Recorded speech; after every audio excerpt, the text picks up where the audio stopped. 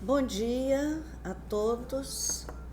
Bom é estarmos aqui, imaginando nossa sala Clóvis Tavares e conversando, refletindo sobre o capítulo 49 do livro Os Mensageiros, intitulado Máquina Divina. E como epígrafe eu coloquei uma carta de Paulo aos Coríntios 15, 26, que diz assim: o último inimigo a vencer é a morte. É o último inimigo porque todos nós vemos a morte, né, com muito horror. Na outra semana, no outro mês, nós estudamos aqui o capítulo 48 e falava da morte de Cremilda, que o noivo aguardava feliz do outro lado. Cremilda, não é? Cremilda estava apavorada com a morte. O tema central nosso hoje é o corpo, que é a nossa máquina divina. Mas há muitos temas, como em todo capítulo da obra de André Luiz, são muitos os temas que a gente pode tirar. Um deles é: cada um receberá a morte de acordo com a vida que elegeu para si. Isso está muito claro no capítulo de hoje. Outro que eu gostei muito foi sempre a mãe a cuidar dos filhos, mesmo depois da morte. Quem aguarda essa desencarnação lá é uma mãe. E a influência da mente no comando do corpo, ou seja, as doenças que advêm da nossa mente. Consultei o Livro dos Espíritos, questão 155, 156, 728, o livro Depois da Morte, de Leon Denis, Obreiros de Vida Eterna, que também tem vários capítulos tratando da morte, e termino com um poema de Parnaso de Além Túmulo. Bem, agora a gente vai analisar os parágrafos. Vamos lendo e analisando. Não se passaram muitos minutos e estávamos ao lado do agonizante, cuja situação preocupava o clínico espiritual. Era um cavalheiro de 60 anos presumíveis que a leucemia aniquilava morosamente. Ele apresenta aí o caso. Há muitos dias se encontra em coma, explicou o facultativo. Facultativo era como chamava médico. Mas temos necessidade de mais forte auxílio magnético para facilitar o desprendimento. Então, nesses três parágrafos pequeninos, nós já identificamos um trabalho de auxílio aos homens na Terra, lá no mundo espiritual, e esse trabalho, pelo jeito, não para. Logo no segundo parágrafo está a apresentação de Fernando, que é o socorrido já prestes a desencarnar. E nesse terceiro parágrafo, a gente observa a necessidade que se tem de auxílio magnético na hora da morte. Eu já ajudei muita gente a morrer com passes magnéticos, né? Para aliviar essa angústia entre a vida e a morte, em que as pessoas, que nós geralmente ficamos, né? Nessa hora é meio conturbada para a gente. Agora, o quarto parágrafo. No aposento, além das duas senhoras desencarnadas, a mãe do agonizante e uma parenta próxima, viam-se familiares encarnados dando mostras de grande aflição. Então, daí eu tirei a questão da mãe, né? a mãe uma parenta, há sempre alguém que nos aguarda. Isso nos remete à pergunta 160 do Livro dos Espíritos, que fala sobre essa assistência dos familiares na hora de nossa morte. A resposta diz assim: eles o vêm receber e o ajudam a libertar-se das faixas da matéria. Então, e ainda essa assistência afetiva é muito importante nessa hora de dificuldade. As mães nunca esquecem seus filhos. Daí aquele livro organizado, né, de psicografias de Chico, Os Dois Maiores Amores. Jesus, poemas sobre o Natal e poemas sobre as mães, porque ela é realmente o maior amor aqui na Terra, né? Então, as sensações que precedem e se seguem à morte, elas são infinitamente variáveis e dependentes, sobretudo, do caráter, dos méritos, da elevação moral do espírito que está abandonando a Terra naquela hora. Isso é o que nos explica Leon Denis. Cada morte ela é única, ela é uma só. Por quê?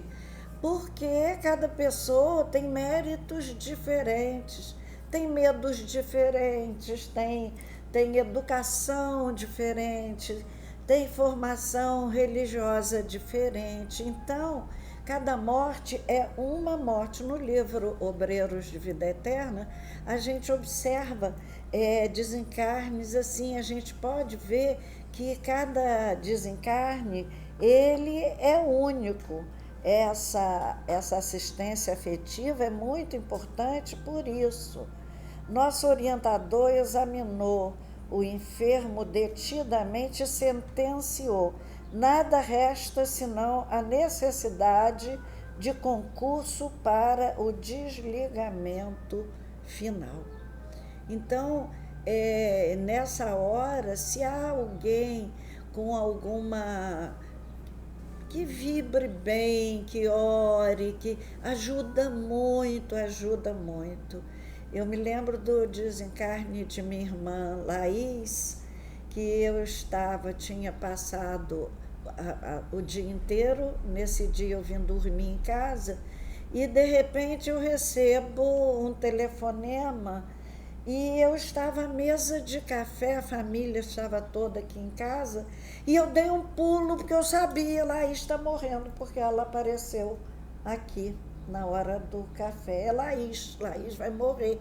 E corri para o telefone e era minha irmã Nina, meio desesperada: Laís está estranha, está com a ronqueira. Eu digo: Nina, morreu.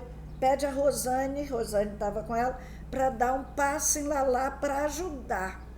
Aí, quando Rosane dá o passe, Laís acalma e desencarna tranquila. Quer dizer, precisava do último esforço, né? E Rosane, a quem eu devo sempre muito, minha amiga, meio que filha, Rosane, ajudou a minha irmã Lalá a desencarnar, né? Aniceto, a seguir, recomendou observássemos o moribundo com atenção. Concentrando todas as minhas possibilidades, fixei o enfermo prestes a desencarnar. Notei com minúcias que a alma se retirava lentamente através de pontos orgânicos insulados. Assombrado, verifiquei que, bem no meio do crânio, havia um foco de luz mortiça, candelabro aceso às ondulações brandas do vento. Enchia toda a região encefálica, despertando-me profunda admiração. A luz que você observa, disse o instrutor amigo, é a mente para cuja definição essencial não temos por agora conceituação humana. Nos lembra Jesus quando nos disse: vós sois luz, e somos. Nossa mente é um foco de luz. Então, a lição a ser registrada precisa aí deles, dos que estão aprendendo, André Luiz, de muita observação, de observação atenta. Observam logo a luz e logo conhecem a mente. Luz mortiça, candelabro às ondulações do vento, imagem que nos remete a uma mente insegura, vulnerável naquela hora. Jesus nos lembrou que somos luz e temos que manter, brilhe a vossa luz, temos que manter essa chama sempre iluminada. A gente pode aí parar e se analisar. Nós somos luz de candelabro ao vento, ou nós podemos chegar a ser luz de holofotes, né? Uma luz grandiosa. Nós estamos na Terra para isso. E realmente nós somos aquilo que nós cultivamos na mente. Somos realmente o que pensamos, garante-nos Emmanuel. Ele diz que se a gente quer saber o lugar que nos está reservado após a morte, que a gente observe em que a gente põe mais tempo aqui na Terra o nosso pensamento. A gente será isso, né? Parágrafo 10. Notando minha estranheza, Aniceto colocou-me a destra na fronte, transmitindo-me vigoroso influxo magnético. Então, ele recebe aí um influxo magnético para maiores observações. Repare a máquina divina do homem, o tabernáculo sagrado que o Senhor permitiu se formasse na terra para a sublime habitação temporária do Espírito. Agora, André, não está você diante de uma demonstração anatômica da ciência terrestre. Lembremos-nos de que André foi médico e foi cientista. Examinando carne morta ou músculos enrijecidos. Observe agora, o olho mortal não poderá contemplar o que se encontra à sua vista nesse instante. O microscópio é ainda pobre, não obstante representar uma nobre conquista para a limitada visão humana. A cooperação magnética do querido mentor modificara a cena e fui compelido a concentrar todas as minhas energias a fim de não inutilizar a observação pelo golpe do espanto. André Luiz era muito curioso, né? E como cientista tinha que ter muita curiosidade mesmo em desvendar todos os mistérios da vida. Então, essa observação do corpo, a gente observa também como são valorosos esses espíritos que nos ajudam aqui na Terra, como eles podem, né, pela vontade, dirigir correntes magnéticas uns sobre os outros para que esses aprendam mais e melhor a servir, a ser mais gente se formando, como é o caso de André Luiz, nessa hora aprendiz, para nos amparar aqui na Terra em nossas dificuldades. Essas correntes magnéticas eles as utilizam para o bem, para a luz, para o amor. Mas os maus também têm seus magnetismos e os dispensam para os maus alvitres, né? Não podemos descrer dessa verdade de que nós estamos sujeitos tanto a um lado quanto a outro. Por isso Jesus recomendou: vigiai e orai. A observação do corpo do doente, então, começa. O corpo é chamado aqui nesse capítulo de máquina divina, tabernáculo sagrado. É sagrado porque nos foi dado por Deus. Por isso ele deve ser cuidado com muito carinho diariamente, tratado. Tabernáculo era aquele santuário portátil onde os hebreus guardavam e transportavam a Arca da Aliança, o bem mais precioso daquele povo. Assim, a alegria da boa eternidade futura que nós teremos fica a cada reencarnação confiada ao nosso corpo e a nós, a nossa mente, no trato com esse corpo. Ele é muito importante para a transformação de nosso caráter no rumo das belezas da eternidade. Os erros que nós praticamos aqui na Terra, ainda somos muito imperfeitos, eles, segundo Emmanuel, eles servem para fortificar, fortalecer o nosso caráter, porque eles nos causam tantas dores aqui e do outro lado da vida, por tantas reencarnações seguidas que nós vimos incidindo nos mesmos erros, nós sofremos muito. E isso vai fortalecendo o nosso caráter para não cairmos mais nesses mesmos erros. André Luiz se refere à necessidade de imensa concentração de energia para observar fatos novos relativos aos conhecimentos que a ciência do mundo ainda não pode nos oferecer, e ele aproveita bem o magnetismo que o seu orientador lhe envia. E a gente também recebe esse magnetismo de nossos orientadores cotidianamente.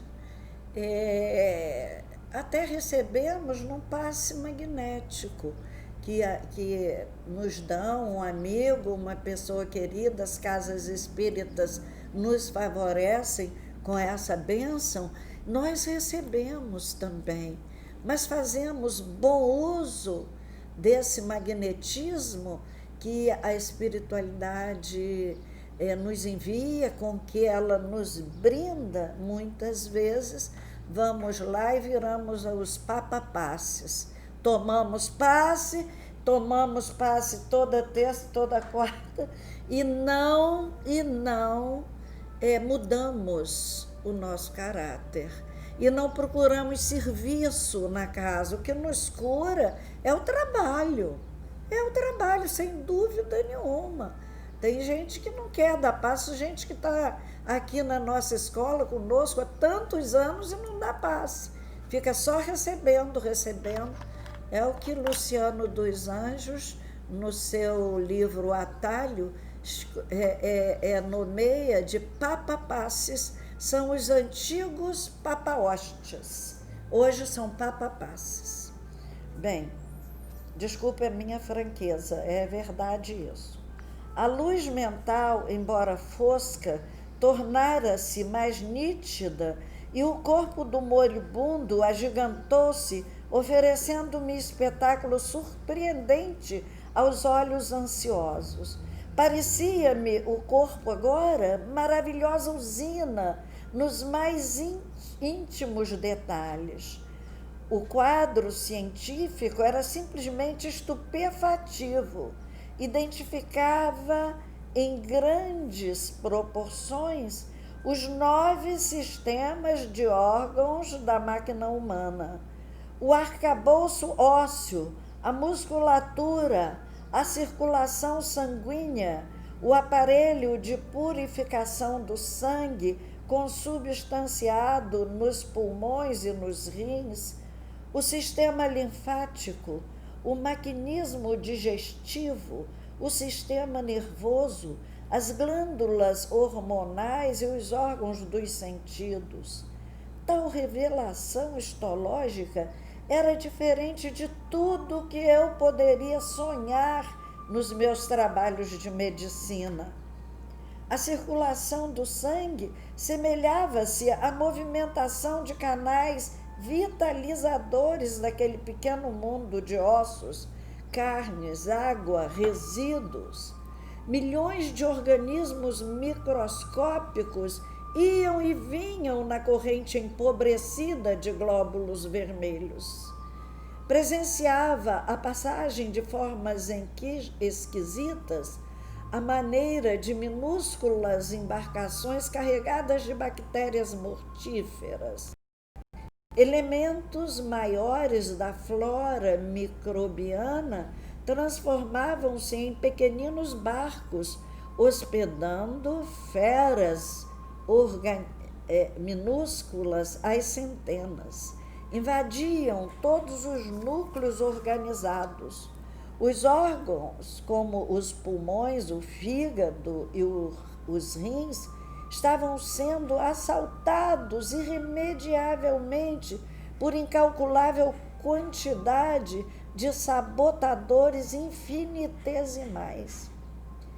E, à medida que se consolidavam os micróbios invasores em determinadas regiões celulares, alguma coisa se destacava lentamente da zona atacada, como se um molde sempre novo fosse expulso da máquina gasta e envelhecida, reconhecendo eu, desse modo, que a desencarnação se operava através de processo parcial, facultando-me ilações preciosas. Reparei que algumas glândulas faziam desesperado esforço para enviar aos centros invadidos determinadas porções de hormônios que eram incontinente absorvidos pelos elementos letais. O plasma sanguíneo figurava-se líquido, estranho e gangrenoso. Então, nós estamos vendo aí a situação. Ele faz uma descrição minuciosa do que estava acontecendo, daquela leucemia e dos danos que ela ia causando a cada centro de vida. Ele descreve uma invasão dos micro-organismos pelo magnetismo de Aniceto.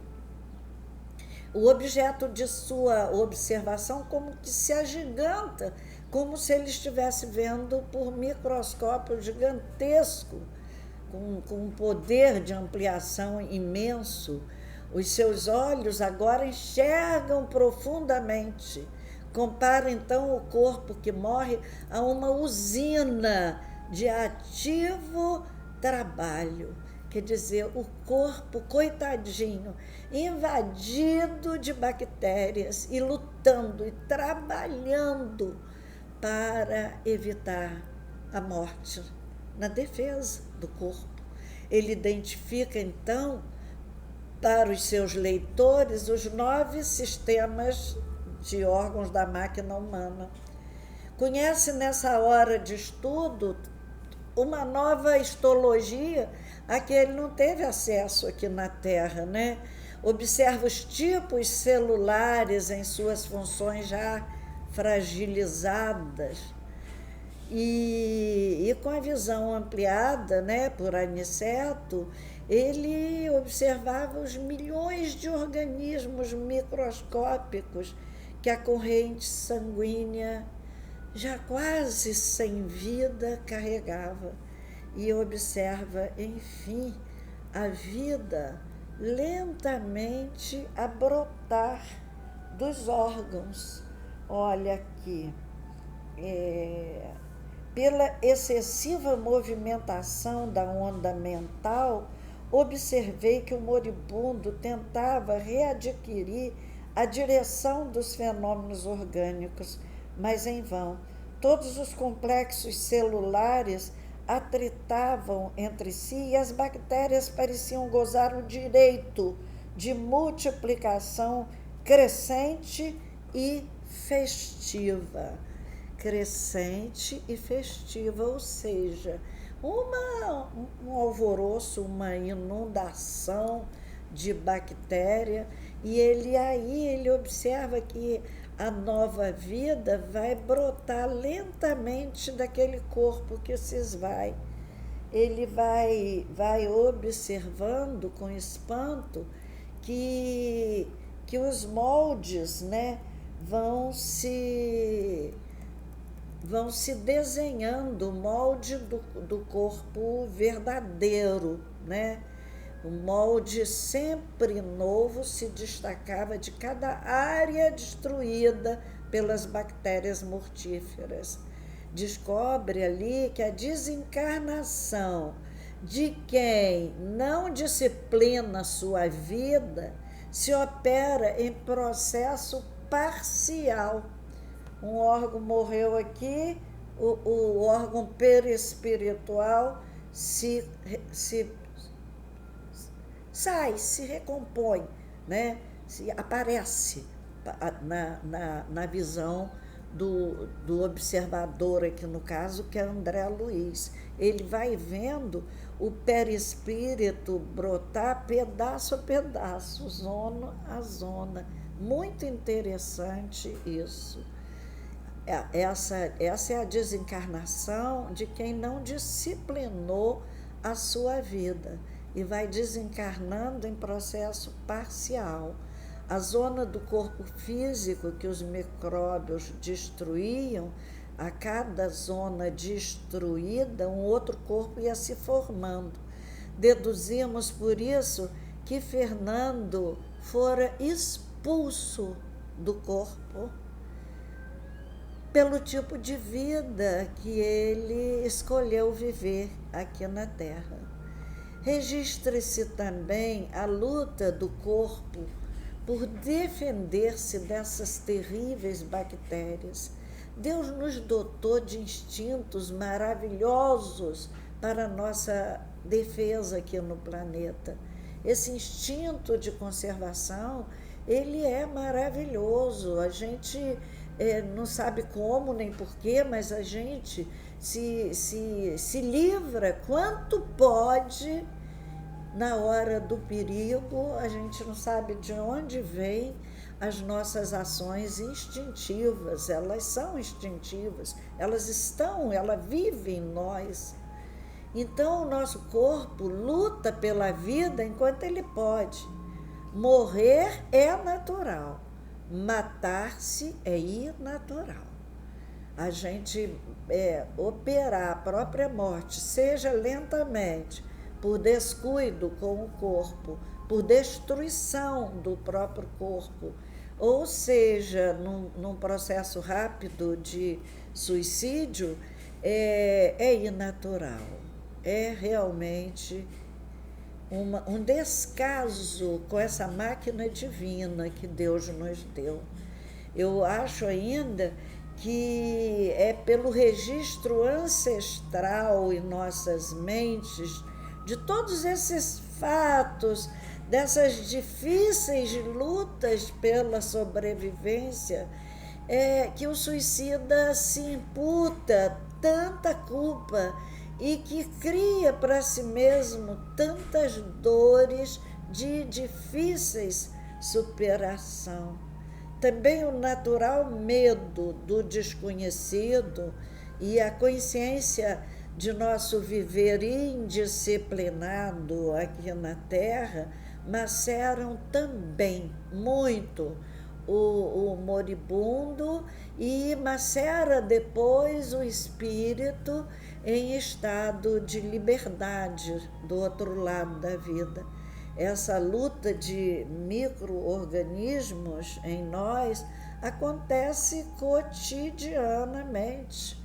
O organismo, quando saudável, quando a mente está sã, o corpo está são, e o organismo saudável opera a sua defesa. Mas quando nós fazemos deteriorar o próprio corpo, destruímos a máquina que nos ajuda a aprender, a entender a nós mesmos e as outras pessoas, a saber do nosso estar na vida, a que vem a nossa permanência aqui, o que eu vim fazer aqui de útil aos outros. Aí, quando a gente vive assim, a morte é diferente. A gente está lutando. Quando está bem, a gente se defende bem dessas bactérias. Aí tem um momento em que a gente não se cuida e a doença se instala. Acontece também, né, que na hora de fragilidade muito grande do corpo, a resistência nossa fica difícil, até a resistência mental fica difícil. Na morte de Fernando, que nós estamos vendo aqui hoje, que está sendo descrita, ocorre exatamente como Leon Denis nos descreve. O espírito acha-se, então, como que suspenso entre duas sensações, a das coisas materiais que se apagam e a vida nova que se lhe desenha à frente. Daí uma luta terrível entre a matéria, que se esvai, e a alma, que teima em reter o corpo miserável. A ânsia de viver parece que cresce nessa hora em que a gente sente que a morte vai se apossando de nosso corpo. Um passe magnético nessa hora podia ajudar a libertação dessa alma. Leon Denis fala da morte do justo, dizendo que a morte do justo, ao contrário, ela é pacífica, resignada, alegre mesmo, diz ele, tendo muito lutado e sofrido, deixa a terra confiante no futuro. E ao final a gente vai ver, ao final dessa aula, uma morte, se der tempo, a morte de um homem bom. Então, essa morte do justo, eu acompanhei 2 desencarnações de pessoas justas, meu pai e minha mãe. Na morte de minha mãe, eu vi a coisa mais linda na Santa Casa. Eu fui à janela e ela já estava nos últimos momentos, e um médico amigo nosso, o Dr. Albano Seixas, à cabeceira, segurando o seu pulso e verificando, né, as batidas. E eu fui para a janela aguardar, fiquei em oração na janela. De repente eu vi uma bola de luz enorme que vinha de muito alto, mas foi numa rapidez que não dava para observar muito, passou por dentro de mim. Muito lindo aquilo. E quando essa bola entra, o doutor Albano fala: que horas tem? Aí alguém responde e ele diz: foi o óbito. O óbito foi justo quando essa luz entrou no quarto. E eu fui fazer uma prece por ela, doutora Albano não sabia, ela havia me pedido que fizesse a prece dela, porque eu havia feito a de meu pai, e doutora Albano me disse, Alcione, faz a prece. E eu fiz uma prece tão feliz que eu sorria enquanto orava. Mas foi tão linda aquela desencarnação, eu me senti assim num céu tão grande, naquela vibração tão linda. Eu nunca mais vou ver uma morte dessa. A de meu pai também foi linda, mas a de minha mãe, com aquele grupo enorme de anjos, sei lá de onde vieram, que formavam parecia uma lua imensa, toda iluminada, vindo em direção ao quarto. Então, são mortes que são libertárias, né? Que dá essa alegria que Leon Denis fala aqui, alegre mesmo. A hora de nossa morte, nós devemos viver de tal maneira que a hora da nossa morte seja uma hora de alegria, né? Parágrafo 15. Está vendo a máquina divina formada pelo molde espiritual pré-existente, o perispírito? Perguntou Aniceto, compreendendo minha profunda admiração. O corpo do homem encarnado é um tabernáculo, novamente, a sagração. Tabernáculo é algo sagrado e uma bênção. Nesta hecatombe angustiosa de uma existência, pode você reparar que todos os movimentos do corpo estão subordinados à administração da mente.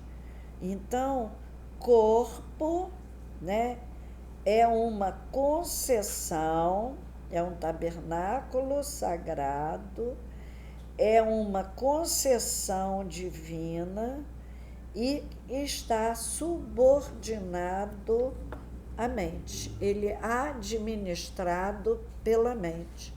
Daí tantas doenças fantasmas que existem hoje. Daí os consultórios, os hospitais lotados. Eu não me lembro nem de ter ido ao hospital. A primeira vez que eu fui a médico, aos 26 anos, para fazer um pré-nupcial. Não conheci médico antes dessa idade. Assim mesmo, por insistência da minha sogra. Eu não ia médico, porque eu nunca tive nada, ninguém tinha nada aqui em casa. Era uma saúde porque convivia num ambiente de luz, de paz, todas nós, desde novinhas, trabalhando nas tarefas do bem. Então, a mente está saudável, e a mente saudável, o corpo é saudável. O organismo vivo, André, representa uma conquista laboriosa da humanidade terrestre no quadro de concessões do Eterno Pai. Pode você agora identificar os movimentos da matéria viva. Cada órgão é um departamento autônomo na esfera celular, subordinado ao pensamento do homem. Cada glândula é um centro de serviços ativos. Há muita afinidade entre o corpo físico e a máquina moderna. São ambos impulsionados pela carga de combustível, com a diferença de que, no homem, a combustão química obedece ao senso espiritual que dirige a vida organizada. É na mente que temos o governo dessa usina maravilhosa. Olha onde está o combustível do nosso corpo. Por isso, a gente precisa de saúde da nossa mente antes da saúde do corpo. A mente, hoje eu vejo as pessoas intoxicadas de medicamentos, gente que não dorme sem um Rivotril, quando eu colaborava no João Viana, isso era remédio para doido mesmo. Os doentes mentais é que tomavam esse remédio forte. Hoje eu já tenho conhecido que não dorme sem isso. Então, isso é um desequilíbrio mental. Nós vivemos agora aquele momento que Jesus veio ao mundo e que veio fazer essa transformação do mundo com o seu Sermão do Monte, os seus exemplos. Nós vivemos um outro momento de transformação. Naquela hora que Jesus veio ao mundo, diz Emmanuel, em Seara dos Médiuns, que houve uma obsessão coletiva, uma invasão de espíritos obsessores tentando impedir o avanço da humanidade. E agora nós estamos vendo novamente obsessão coletiva. A humanidade está mentalmente doente, por isso os corpos adoecem e os hospitais vivem cheios. Pela mente adoecida é que surgem as bactérias, os vírus, tudo isso. Nós já estudamos nesse livro mesmo as bactérias que iam atrás das criaturas humanas pelas ruas, de acordo com o pensamento que a criatura ia formulando enquanto andava.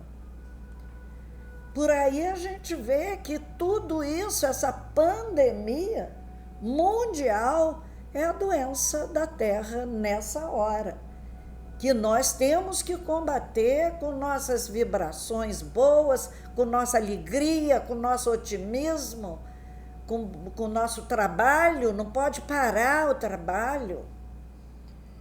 Vamos continuar aqui. Eu estou muito vibrante. Há muita afinidade entre o corpo físico e a máquina moderna. Já li isso. É na mente que temos o governo dessa usina maravilhosa. Não possuímos aí tão somente o caráter, a razão, a memória, a direção, o equilíbrio, o entendimento, mas também o controle de todos os fenômenos da expressão corpórea. Na sede mental e, consequentemente, no cérebro, temos todos os registros de distribuição dos princípios vitais aos núcleos celulares, inclusive a água e o açúcar. Os centros metabólicos são grandes oficinas de trabalho incessante. A mente humana, ainda que indefinível pela conceituação científica limitada na Terra, é o centro de toda manifestação vital do planeta. Olha aí a razão dos vírus. Nasce nas mentes humanas e aí atrás se corporifica, né? Toma forma material e vem atacando as criaturas nessa hora.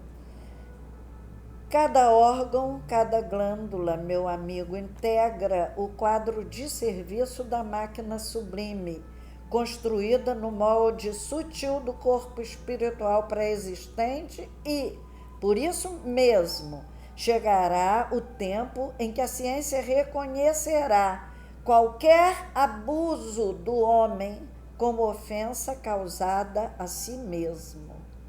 A usina humana é repositório de forças elétricas de alto teor construtivo ou destrutivo.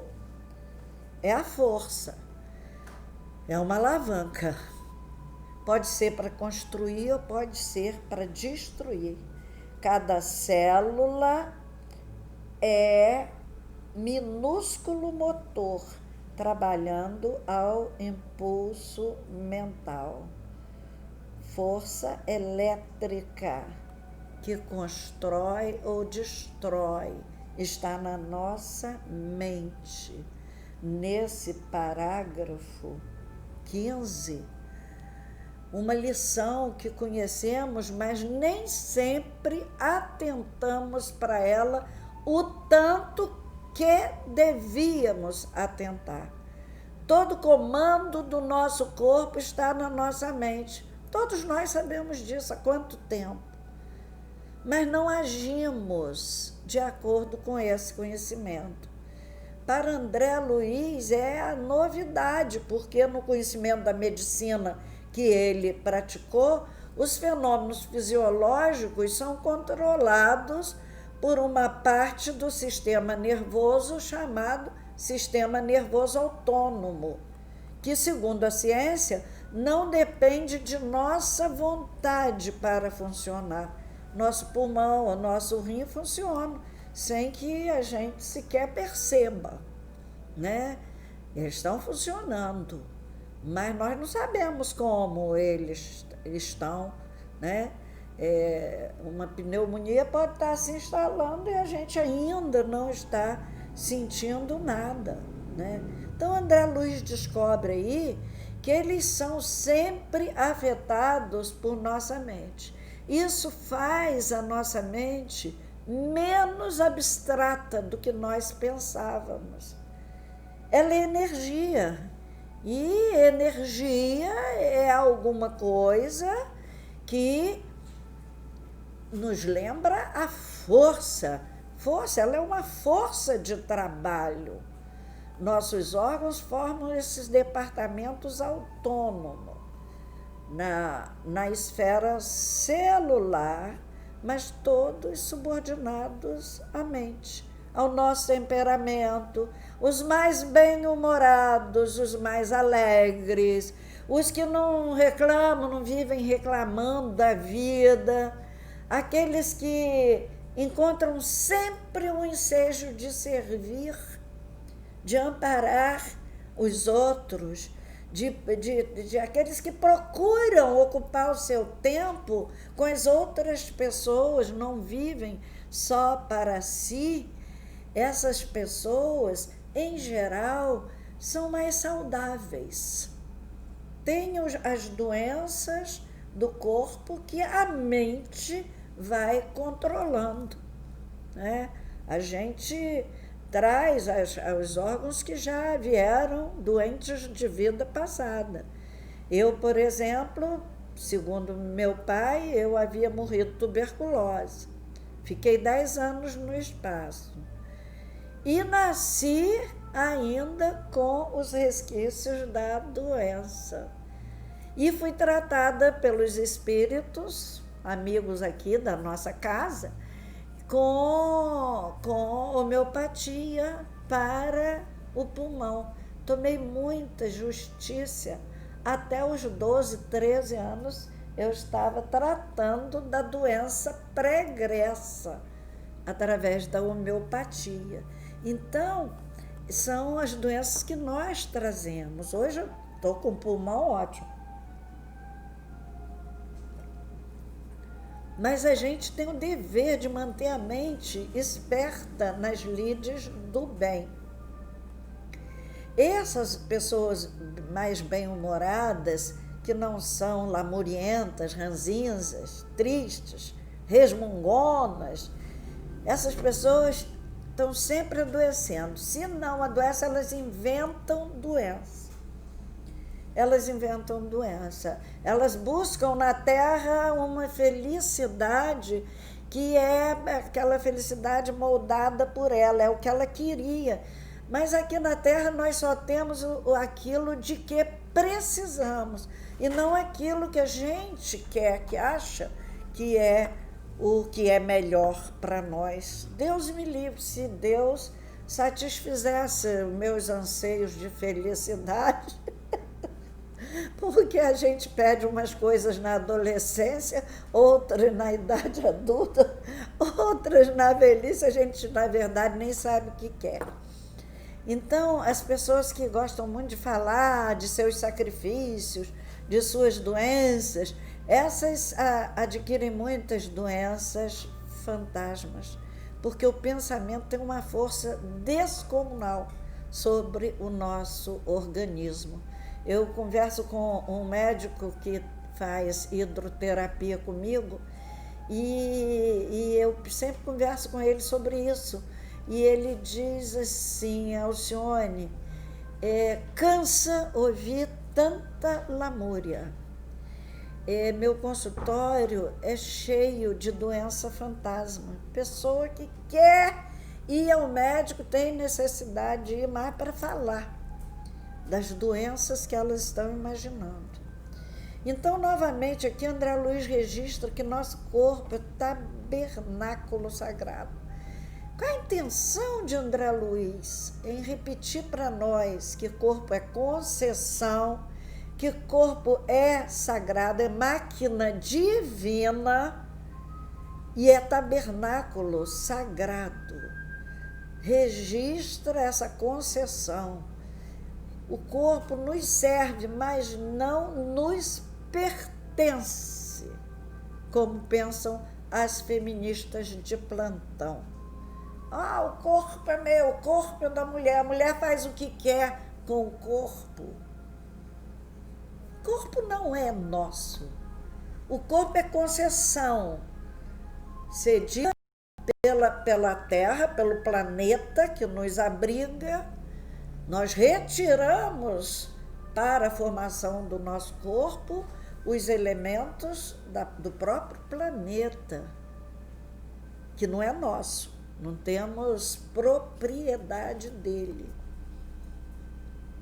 E é elaborado o corpo, ele se desenvolve, mas ele não nos pertence. É como se a gente apanhasse um objeto emprestado com algum amigo e a gente depois tem que devolver. Mas eu não posso apanhar um livro com alguém e entregar o livro rasgado, rasurado, molhado, escrito. Eu tenho que devolver com a serventia que ele teve para mim. Então, nossos corpos também vão ser transformados, não é?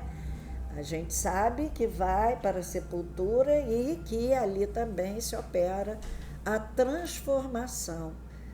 Na natureza, nada se cria, nada se perde, tudo se transforma. Então, é devolver o nosso corpo, que vai ter que, em alguma hora, se retirar daqui da Terra, graças a Deus, né? E a gente cuidar dele para chegar lá com a mente saudável, tranquila, em paz com nossa consciência. 16. Nossa, tá na hora, né? Aniceto calou-se por momentos e, enquanto eu via aterrado os mais estranhos fenômenos microbianos no corpo do moribundo, volveu ele a palavra educativa. Vemos aqui que um irmão, no momento da retirada, repara a incapacidade dele para governar as células em conflito. Aí o corpo não é nosso, né? Se a gente não pode administrar isso, a corrente sanguínea transformou-se em veículo de invasores mortíferos que não encontraram qualquer fortificação na defensiva. Observe e identificará milhões de unidades de tuberculose, da lepra, da difteria, do câncer e até agora estavam contidos nos porões das atividades fisiológicas pela defesa organizada e que se multiplicam assustadoramente de par com outros micróbios tão prolíferos, ou seja, tão férteis, tão produtivos, quão terríveis. A nutrição foi interrompida não há possibilidade de novos suprimentos hormonais. O agonizante retrai-se aos poucos e ainda não abandonou totalmente a carne por falta de educação mental. Observem bem isso. Educação mental para morrer, educação mental para administrar o corpo durante uma existência. Vê-se pelo excesso de intemperança das células, sobre as quais não exerce nem mesmo um controle parcial, que este homem viveu bem distante da disciplina de si mesmo. Vê-se pelo excesso de intemperança das células, sobre as quais não exerce nem mesmo um controle parcial, que esse homem viveu bem distante da disciplina de si mesmo. Seus elementos fisiológicos são demasiadamente impulsivos. Meu Deus, que coisa impressionante! Atendendo muito mais ao instinto que ao movimento da razão concentrada. A falar verdade, este nosso amigo não se está desencarnando, está sendo expulso da divina máquina, onde, pelo que vemos, não parece ter prezado bastante os sublimes dons de Deus. Então, a gente observou aí uma expulsão do corpo. Já passou? Quanto tempo falta? Quanto tempo? 40 minutos? 4 minutos. Então, eu só vou lembrar que na obra de André Luiz, Obreiros de Vida Eterna, enfoca o desencarne de um homem bom, que merece atenção no cumprimento de cada etapa desse lento e maravilhoso processo de desencarnação. Primeira etapa, acontece uma melhora aparente no paciente. É aquela melhora que a gente chama de a melhora da morte.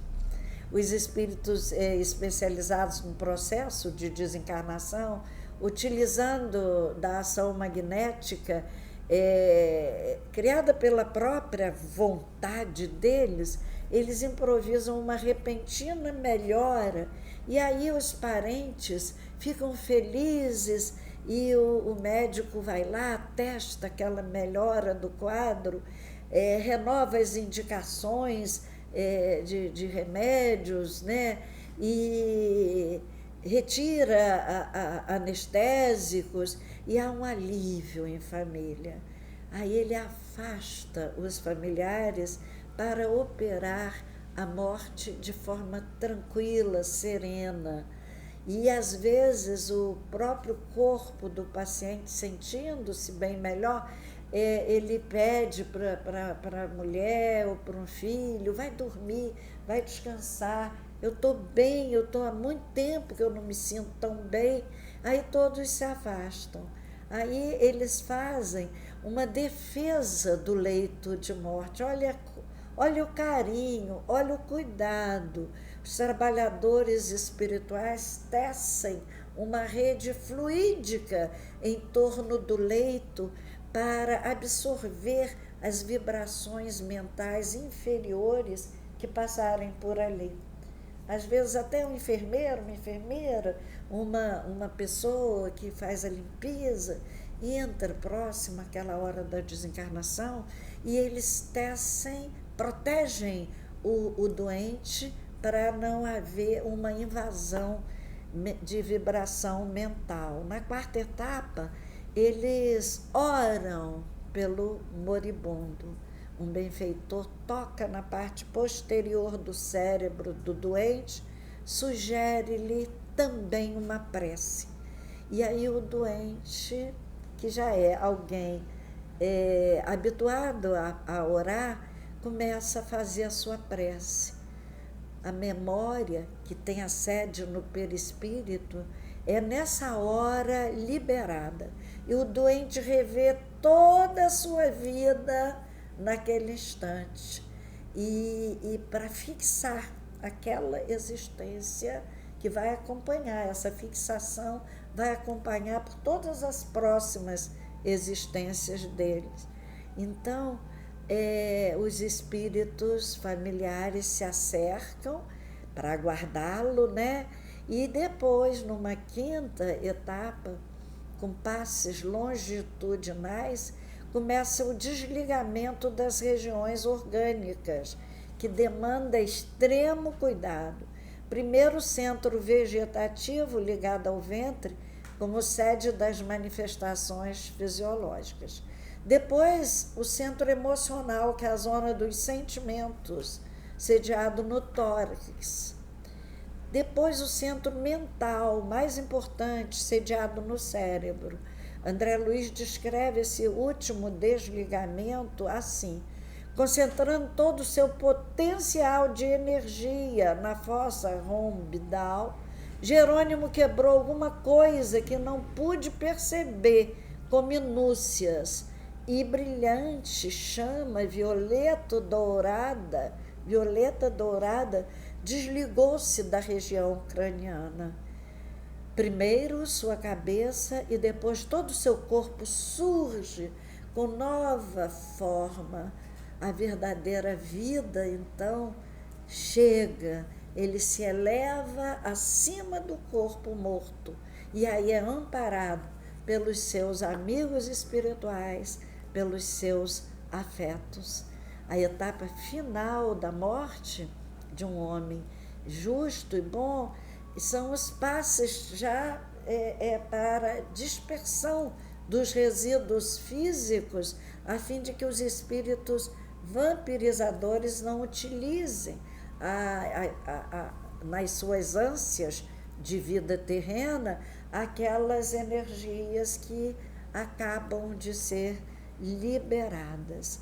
Então eu fiz questão de contar a morte de um bom, porque nós vimos a morte de uma pessoa que foi expulsa do corpo. A gente, para ter uma comparação entre as duas formas de morte, a gente escolher, enquanto estamos vivos, a morte que a gente quer, né? Diz Cruz e Souza, um poeta simbolista, de que eu gosto muito, descrevendo a morte, diz assim: há no estertor da morte uma beleza transcendente, ignota, luminosa, beleza sossegada e silenciosa da luz branca da paz, trêmula e acesa. É o augusto momento em que a alma, presa às cadeias da carne tenebrosa, abandona a prisão dorida e ansiosa, sentindo a vida de outra natureza. Um mistério divino há nesse instante, no qual o corpo morre e a alma vibrante foge da noite da melancolia. No silêncio de cada moribundo, há a promessa de vida em outro mundo, na mais sagrada das hierarquias. Um domingo de paz para todos nós.